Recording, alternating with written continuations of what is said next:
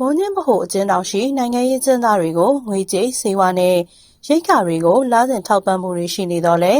ထောင်အာဏာပိုင်တွေကကြားမှဖျက်ယူနေတယ်လို့ပြန်လည်လွတ်မြောက်လာတဲ့နိုင်ငံရေးကျဉ်းသားတွေထံကသိရပါဗျ။2021ခုနှစ်ဖေဖော်ဝါရီလ 1 ရက်နေ့နောက်ပိုင်းနိုင်ငံရေးပုံမှန်အမျိုးမျိုးနဲ့မိုးညင်းဗဟိုအကျဉ်းထောင်မှာအကျဉ်းချခံနေရတဲ့နိုင်ငံရေးကျဉ်းသားတွေဟာအစောပိုင်းကာလတွေမှာအပြင်ကထောက်ပံ့မှုတွေရရှိခဲ့တော့လေ2025ခုနှစ်နှစ်ကုန်ပိုင်းမှာတော့ထောင်အာဏာပိုင်တွေကထောက်ပံ့မှုတွေကိုဖျက်ယူနေတာလို့ဆိုပါတယ်။ပြန်လည်လွတ်မြောက်လာတဲ့နိုင်ငံရေးအကျဉ်းသားတူက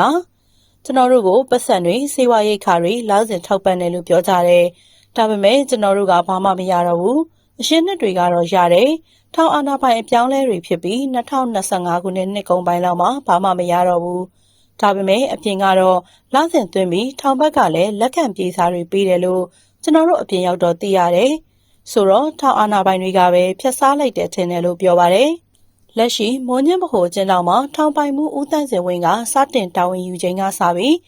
နိုင်ငံရေးကျင်းသားတွေရရှိမဲ့ထောက်ပံ့တွေကိုဖျက်ယူနေတာဖြစ်တယ်လို့ဆိုပါတယ်။နိုင်ငံရေးအကျဉ်းသားတွေအတွက်ငွေကြေးစေဝါစားနပ်ရိက္ခာတွေကို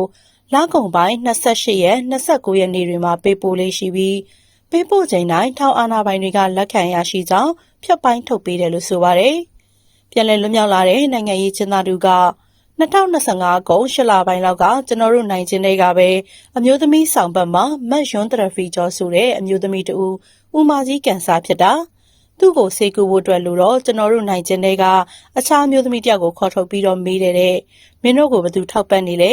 ထောက်ပံ့နေတဲ့သူစီပတ်စံတောင်းပြီးဒီတယောက်ကိုဆေးကုဖို့လိုတယ်ဆိုပြီးတောင်းခိုင်းတယ်လို့ကြားတယ်လို့ဆိုပါတယ်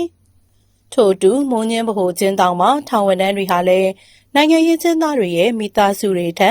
ငွေကြေးထောက်ပံ့မှုရိက္ခာထောက်ပံ့မှုကိစ္စရပ်တွေကိုလိုက်လံစုံစမ်းမှုတွေရှိနေတယ်လို့ပြန်လည်လွတ်မြောက်လာတဲ့နိုင်ငံရေးကျင်းသားတွေကပြောပါတယ်